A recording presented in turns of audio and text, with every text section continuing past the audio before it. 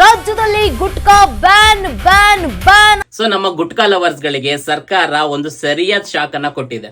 So ಇನ್ಮೇಲೆ ಕರ್ನಾಟಕದಲ್ಲಿ 1 ವರ್ಷ ಎಲ್ಲೂ ಕೂಡ ಈ ಗುಟ್ಕಾಗಳನ್ನ ಮಾರಾಟ ಮಾಡೋ ಹಾಗಿಲ್ಲ. Ban ban ban. ಯಾವ ಅಂಗಡಿಗಳಲ್ಲಾಗ್ಲಿ, ಟೀ ಸ್ಟಾಲ್ ಗಳಲ್ಲಾಗ್ಲಿ, ಬೀಡಾ ಸ್ಟಾಲ್ ಗಳಲ್ಲಾಗ್ಲಿ ಎಲ್ಲಾ ಕಡೆ ಈ ಗುಟ್ಕಗಳ ಮಾರಾಟನ ಬಂದ್ ಮಾಡಿದ್ದಾರೆ. ಇನ್ ಕೇಸ್ ಮಾರಾಟ ಮಾಡಿದ್ರೆ ಅವರಿಗೆ ಪನಿಷ್ಮೆಂಟ್ ಆಗೋದು ಮಾತ್ರ ಗ್ಯಾರಂಟಿ. ಸೊ ಇದಕ್ಕೆಲ್ಲ ಮೇನ್ ರೀಸನ್ ಅಂದ್ರೆ ಈಗ ಹರಡ್ತಿರೋ ಈ ಕ್ಯಾನ್ಸರ್ ನನ್ನ ಮುಖದಿಂದ ಕತ್ತರಿಸಿ ತೆಗಿಬೇಕಾಗಿದೆ.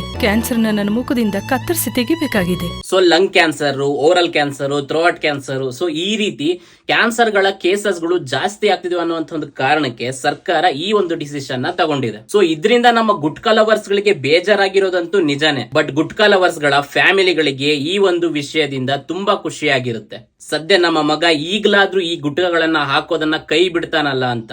ಅಂಡ್ ಈಗ ರೋಡ್ ಗಳಲ್ಲಿ ಈ ದೇಸಿ ಕೋಬ್ರಾಗಳ ತರ ತುಪುಕ್ ಅಂತ ಉಗಿಯೋದು ಕಮ್ಮಿ ಆಗುತ್ತೆ. ಬಟ್ ಬ್ಯಾನ್ ಮಾಡಿದ ತಕ್ಷಣ ಇದೆಲ್ಲವೂ ನಿಲ್ಲುತ್ತಾ?